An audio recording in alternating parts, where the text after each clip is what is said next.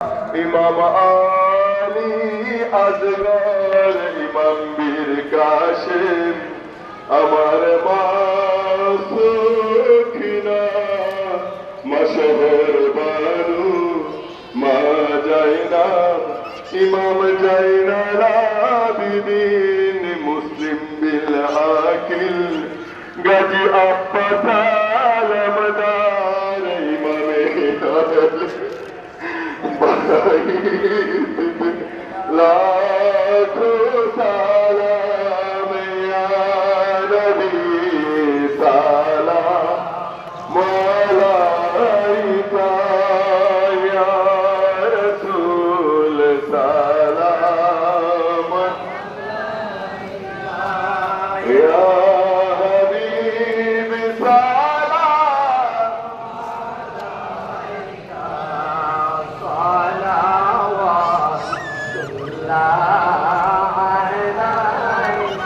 طلق الأولى بكماله كشف الدجى بجماله حسنات جميع كتاله صلوا عليه وآله بلغ الأولى بكماله كشف الدجى بجماله حسنات جميع كتاله صلوا عليه وآله حسن شهيد جهار খাইয়া আমার হুসাইন শহীদ কারবালা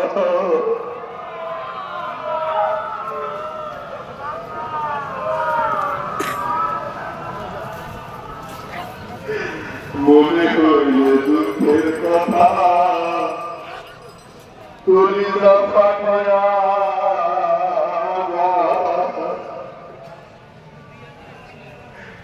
ছেলে খোদা পিতালি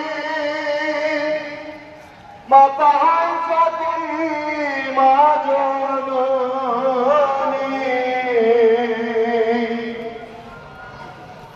আমার নবীজির কলিজার টুকরা জানে সারা দুনিয়া মনে হইলে দুঃখের কথা কলিজা ফাটিয়া দুধের শিশু শহীদ হইল কাফেররা পানি না দিল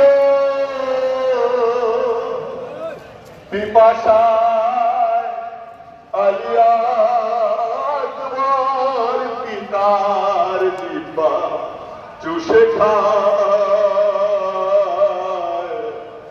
মনে হইলে দুঃখের কথা কলিজা ফাটিয়া যায় সখিনাকে বিয়ে করে কাশে মারাইল না ফিরে সখিনার কান্দনে সেই দিন কাঁদতেন আল্লাহ ফেরেশতা হুজুরদের কোন ছোট্ট মাসুম বাচ্চা খাজা হুজুরদের কোন ছোট্ট মাসুম আল্লাহ যদি আমাদের সামনে নিয়ে আসেন জুতা মোবারক খুলে রাখেন জুতাগুলো আমাদের মুখে ধরাই উনাদেরকে মাথায় নিয়ে আমরা নাচি উনাদের দিকে কেউ আন্দোলনকে দান বাজি রাখবো আমরা আর আমার আহিনী ভাই রাসূলের পাকে কারবালার জমিনে মা সখিনা অল্প বয়স্কা কারবালার যুদ্ধের শেষে মাওলা হুসাইন পাকের দেহ মোবারক বিক্ষত দেখে দেখে যাচ্ছিলেন আর বলতেছিলেন আব্বাজান ওরা আমার কান থেকে দুলগুলো টেনে টেনে ছেড়েছে আমাকে এগুলো চাইলে আমি নিয়ে দিতাম মা সখিনাকে এইরকম বেপুরা কান্না করতে দেখে এদিকে চলে আপনাকে ধমক দিচ্ছেন আমরা আমাদের মুর্শিদের আওলাদে ছোট্ট মানুষদের জুতা মুবারক রাখি আর মা সখিনাকে কারবালার জমিনে ধমক দিয়ে বাহিনী মা সাকিনা আলাইহিস সালাম উট মুবারক থেকে পড়ে গেলেন মা জায়গা আলাইহিস সালামের আহাজারি শুরু হয়ে গেল। তিনি দেখতেছেন মা সখীরা নেই, তিনি বলতেছেন ও অজিদের দল, উঠ থামাও, আমার সখীটাকে দেখতে পাচ্ছি না। উঠ থেকে নেমে গেলেন, পিছনের দিকে যাওয়া শুরু করলেন, গিয়ে দেখলেন মেকআপ পরিহিত একজন মহিলা মা সখীটাকে খুলে নিয়ে বসে আছেন। তিনি বলতেছেন আমাদের এই বিপদের সময় কে আপনি, আমার সখীটাকে এভাবে খুলে নিয়ে বসে আছেন কেন? এবার তো মেকআপ উঠালেন, তিনি বলতেছেন জয়নাব চিনতে পারছিস না, আমি তোর মা ফাতিমা, আমার সখীটা যখন উঠিয়ে পড়ে যায় আমি রওজাতে থাকতে পারি নাই, আমার সখীটাকে খুলে দেওয়ার জন্য কারবালায় চলে চলেছে।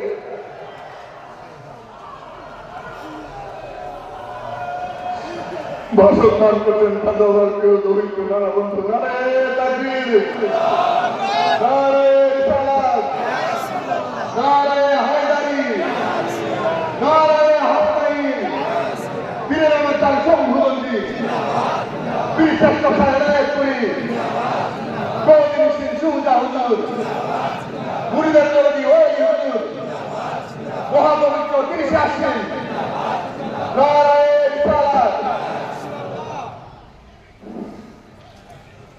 বিসমিল্লাহ, আসসালাতু ওয়াসসালামু আলা রাসূলিল্লাহ ওয়া আলা আলিহি ওয়া মান ওয়ালা, নাহমাদুহু ওয়া নুসাল্লিমু ওয়া নুসাল্লিমু আলা সাইয়্যিদিনা ওয়া মাওলানা মুহাম্মদ ওয়া আলা আলি মুহাম্মদ। আসসালাতু ওয়াসসালামু আলাইকা ইয়া নূরুল্লাহ রাসূলিল্লাহ সাল্লাল্লাহু তাআলা ওয়া আলি মুহাম্মদ। আসসালাতু ওয়াসসালামু আলাইকুম আহলিল বাইত আলাইহিমুস সালাতু ওয়াসসালাম। আসসালাতু ওয়াসসালামু আলাইকুম ইয়া ইমাম আল হাদিস শাহ সাহেবুল ইসলাম এনে পরিসম্বোধন আমার আম্মুদান, উপস্থিত হুজুরগণ, ফিরজাদি হুজুরগণ, সকলকে আমার ভক্তি সালাম। হাজেরানে মসজিদ আশেখানে খাজা বাবা, সকলকে আমার মহব্বত ও সালাম। আসসালামু আলাইকুম ওয়া রাহমাতুল্লাহি ওয়া বারাকাতুহু। আশেক জানে মাসুক হারানোর বেদনা,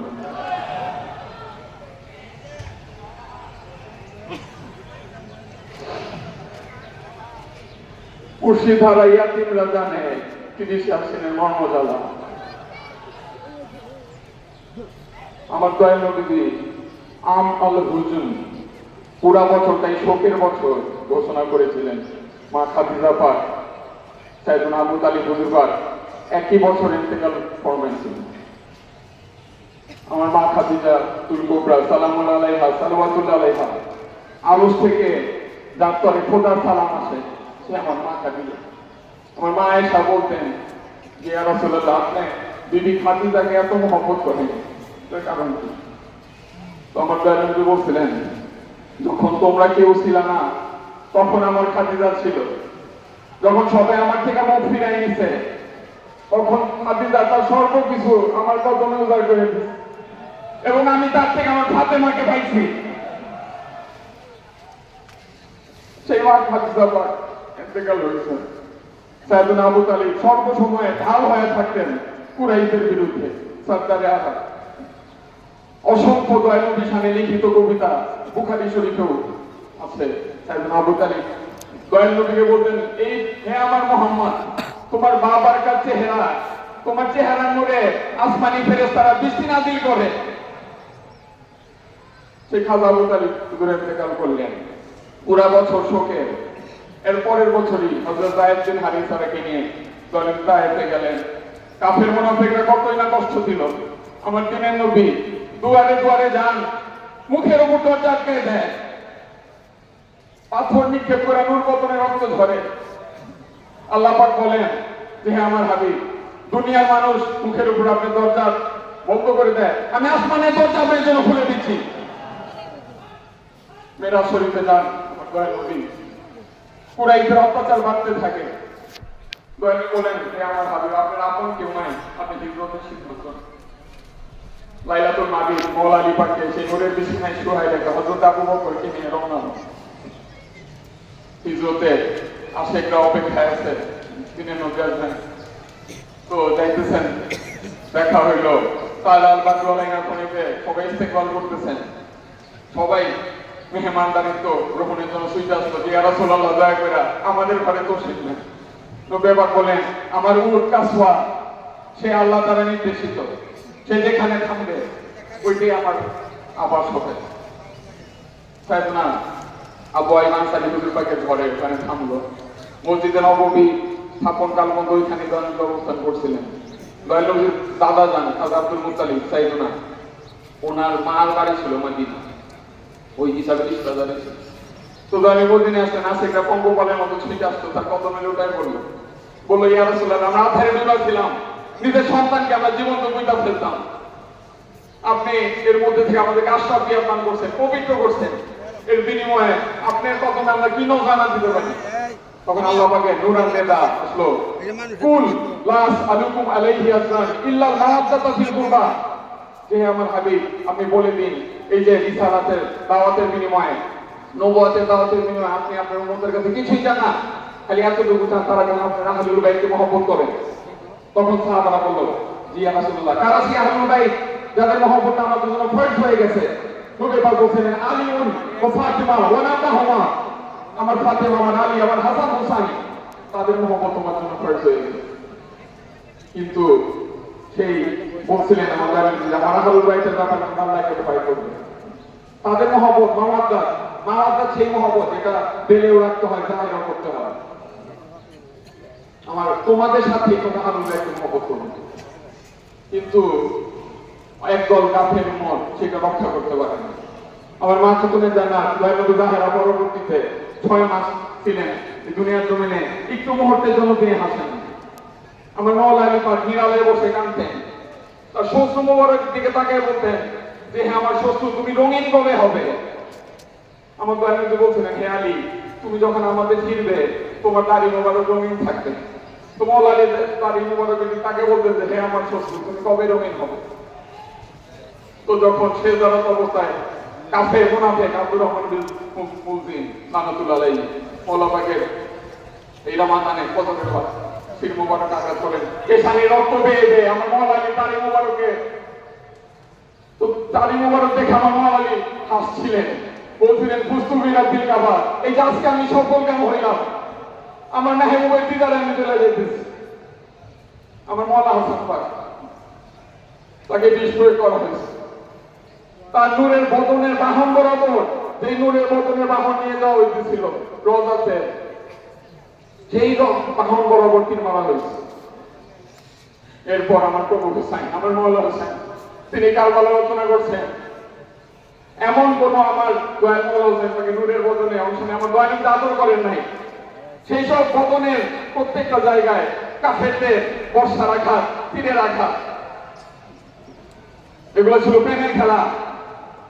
আমার দয়াল নবীজি বলছিলেন মা খাতুনে জান্নাতকে যে, হাসরের ময়দানে সবার চোখে পানি থাকবে, কিন্তু আমার হুসাইনের এসে যারা কাঁদে, আমার আহলুল বাইতের মহব্বতে যারা কাঁদে, তাদের দিন মুখে হাসি থাকবে। আহলুল বাইতের মহব্বতে যে চোখে অশ্রু নির্গত হয়, জাহান্নামের আগুন চোখগুলোকে ধরতে পারে না। তাহলে কারবালায় যাইতে হবে না? আমার দিন ইমানের ঘাট কারবালা, এসকে নূর সুদা কারবালা থেকে হাসিল হয়। অনেক কিছু সময়ের জন্য কারবালা সে নূর প্রান্ত আমরা হারাই। আমার মাওলা আব্বাস গাজী আব্বাস আলমদার, শেরে খোদার শের শাহজাদায় মাওলা আলী, তিনি ছিলেন সিপাহ সালার আলমদার, সেই আলম বহনকারী মাওলা হুসাইন থাকেন। কামারে বানু হাসিম, তিনি বনু হাসিমের চন্দ্র, এত সুন্দর নূরের চেহারা। আমার মাঝরা কিনা বলতেন, তার খুব লাগিয়েছিলেন যে, হ্যাঁ আমার আব্বাস চাচা যান, পূর্ণিমার চাঁদকে দেখা মাথা কিনা বলতেন, হে পূর্ণিমার চাঁদ, কত না সুন্দর তুমি, ঠিক কেন আমার চাচা জানের মতো দেখতে। সে আমার মাওলা আব্বাস জাঙ্গে ফিটকিনে 13 বছরের নূরের শাহজাদা, তার সৌন্দর্য দেখা মুনাফিকদের হাইবাত করলো, বইটা কে দেখা যায়? আলীর মতো দেখা যায়। কে আপনি? আমার মাওলা আব্বাস বললেন যে, আমি শাহজাদায় আলী। পরে বলো, তাহলে হাসনাইন কারিমাইনকে, আল হাসান আল হুসাইন কারা? আমার মাওলা আব্বাস বললেন, ওনারা শাহজাদায় রাসূল, দয়াল নবী শাহজাদা তারা। আমি হইলাম হাত, তারা চোখ, চোখে আঘাত যাওয়ার আগে হাত সামনে থাকবে। আমার মাওলা হাসনাইন কারিমাইনের প্রথমে 3 যাওয়ার আগে আমার বুক সবসময় সামনে থাকে। সেই মাওলা আব্বাস 37-38 বছরের নূরের না যাওয়ার কারবালায়, তিনি বলছেন, আমার জীবনকে আমি করছি কারবালার জন্য। কারবালায় আমার আখেরি ইন্তেহা, সেইখানে আমি আমার সৌন্দর্যের প্রকাশ ঘটাবো, শাহজাদা বানু হাসিমের নূরের শাহজাদাদের সকলকে যুদ্ধের রণকৌশল আমার মওলা আব্বাস সেই যখন আমার খাতুনের জান্নাত যাবেন দারুল বাগে তশরিফ রাখবেন, তখন মওলা আলীকে ডেকে বলছিলেন যে হে আলী, আমি তো আপনি ঠিক মতো খেয়াল দিতে পারিনি কখনো। আমার মওলা আলী বলেন, হে শাহজাদি রাসূল, আমি তো কখনো আপনি যোগ্য ছিলাম না। তোমার খাতুনে জানান বলছিলেন, হে আলী, আপনি শাদী করবেন, আপনি সন্তান থেকে যারা আসবে, যারা আমার হাসনাইন কালেমানের সঙ্গী হবে। তো তখন আমার মওলা আলী পাক শাদী করছিলেন। মা উম্মুল বানিন ওনার 4 জন শাহজাদা, 4 জনই খানায় কারবালায় শহীদ হয়েছেন মওলা হুসাইন পাকের রাহে। তাদের মধ্যে ভাই ঠিক আমার মওলা আব্বাস, গাজী আব্বাস আলমদার। তো মওলা হুসাইন পাক যখন সেই খানায় কারবালায় একে একে সকলেই জঙ্গের ময়দানে যাইতেছে, মওলা আব্বাস খালি ইজাজত চান, মওলা হুসাইন পাক দেন না। হে আব্বাস, তুমি যদি তরবারি চালাও কুফরি জুলমাত সব নির্মূল হয়ে যাবে, কারবালার প্রেক্ষাপট পরিবর্তন হয়ে যাবে। তো আমি এটা প্রেমের জান বাবা, এইটা হে আমার ভাই, এটা জাঙ্গে বাজার খান্দার উহুদ না, তাবুক না, এটা প্রেমের জান। তরবারি দ্বারা এটার ফলাফল নির্ধারণ হবে না, দেশকে রসুল দ্বারা এটার ফলাফল নির্ধারণ করতে হবে। তরবারিরা এখানে নেই, একে একে সকলেই শহীদ হন। এরপর বনু হাসিম নূরের দয়ানবী শাহজাদাদের সময় আসলো। একে একে মওলা কাসেম, মওলা আলী আকবর শাহাদাতে নূরকে আলামান করতেছেন। গাজী আব্বাস আলমদার এখানে ভয়তে কাঁদতেছে, মওলা চিন্তা করতেছেন যে আমাকে ইজাজত দেন না কেন? মানে হাবাল তুমি থাকো, তুমি থাকলে আমি সাহস পাই। দিন চলে যায়, অনেক বেলা হয়ে যায়। ওই দিক থেকে খেয়ামাতে আল আতশ আল আতশ, আমার মা সাকিনা পানির মশক নিয়ে আসে, শুষ্ক পানির মশক। যে চাচা যান, আমি তো আজ পর্যন্ত কোনো কিছু যাই চাইছি, কোনো আবদার আপনি ফিরাই দেন নাই। আহলুল বাইত নূরের টুকরা সবাই পিপাসার্থ, আমাকে একটু পানি এনে দিবেন না? মা সাকিনা বলতেছেন। গাজী আব্বাস আলমদার মা সাকিনাকে করে নিলেন, নিয়ে মওলা হুসাইন পাকের খেয়ামায় গেলেন। বললেন যে মওলা, আমি কি এখন যাইতে পারি ময়দানে?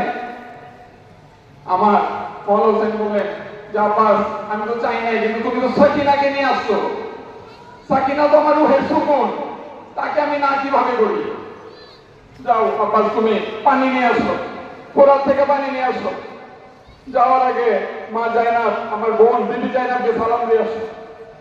তো বিবি জায়নাবের খেয়ামাতে যা বলেন, হে আমার শাহজাদে খাতুনে জান্নাত ফারজান্দে জাহেরা, ভাই ডাকেন, আমার মা জায়নাব দূরে থাকেন না, আমরা গোলাম আপনাদের, আপনারা তো ফারজান্দে জাহেরা, মা খাতুনে জান্নাত দা ওলাদ আপনারা, আমরা আপনাদের গোলাম। ওই যাও আব্বাস, তুমি পানি নিয়ে আসো, সাকিনার জন্য, আমাদের নূরের শাহজাদাদের জন্য পানি নিয়ে আসো। পরে ডাকে না, বলছে আসো আব্বাস, আরেকবার দেখি, আরেক নজর দেখি তোমাকে। দায়িকা যখন বিদায় করেন, শেষ মুহূর্তে মা যেন দূর থেকে বলেন, আব্বাস, মা ফাতেমা আমাজনকে আমাদের সালাম পৌঁছায়। খালি মশক নিয়ে আমার মওলা আব্বাস সেই দুলদুলে সওয়ার হইলেন। ছেড়ে কথা সে সিংহ বিক্রমে যখন যাইতেছেন, কাফেরদের হাইবাত পড়ে গেল শুইনা, সবাইকে হুঁশ হয়ে যেতেছে যে আব্বাস মেয়েদের এই সব করছে, এখন তো নিস্তার নাই, যেই সামনে পড়তেছে দ্বিখণ্ডিত হয়ে যেতেছে। সব গুর্জ ভেদ কইরা শত্রুদের কুফরি জুলমানদের নির্মূল কইরা ফোরাতের একদম সীমানায় তিনি চলে গেলেন। গাজী আব্বাস আলমদার আমার ফোরাতে নাইমা বলেন, হে আমার থেকে অনেক দূর, নাইমা 3 দিনের তৃষ্ণার্ত আমার মওলা আব্বাস ছেড়ে কোথাছে মশক ভর্তি বলেন পানি দ্বারা মশক ভর্তি হয়ে না।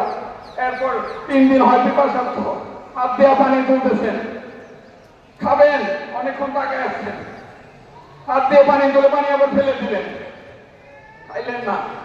বললেন, তার ঘোড়াকে ইশারা করলেন যে তুমি খাও, হে আমার ঘোড়া খাও। ঘোড়া ইশারাতে বোঝায় যে যতক্ষণ পর্যন্ত আমার মালিক না খাইতেছে ততক্ষণ পর্যন্ত আমি পানি খাবো না।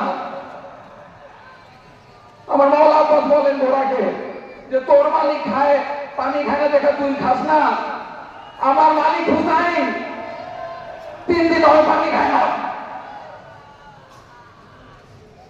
আমি কিভাবে খাই? পানি না খেয়ে মশক ভর্তি বলে মশক নিয়ে ফিরতেছে, অপ্রতিরোধ, পিঠে বাঁধলেন, এক হাতে ডান হাতে পানির মশক, ডান হাতে। কাফেরা কোনোভাবে ফিরাইতে পারে না। পরে মওলা গাজী আব্বাস আলমদারের সেই ডান হাতে, যে হাতে পানির মশক, ওইটা বরাবর এক কাফের গাছের উপর থেকে তরবারিদের আঘাত করলো। আমার মৌলা পাকের হাত মোবারক কত হয়ে গেল। ওই ফসল মৌলা দ্বিতীয় হাতে নিলেন, আর এই কাফের সামনে দেখেছে দ্বিতীয় হাত মোবারক কত। আমার মৌলা পাক মুখে মুখে দাঁত মোবারকের সাথে সেই পানির মশক পেয়েছে, আগাই যাইতেছে। কাফেরা দেখে তো অপ্রতিরোধ কোনোভাবে ফেরান যায় না একে, তাহলে কি করা যায়? পানির মশকের ভিতরে টার্গেট করলো, পানির মশক বরাবর তীর মারলো।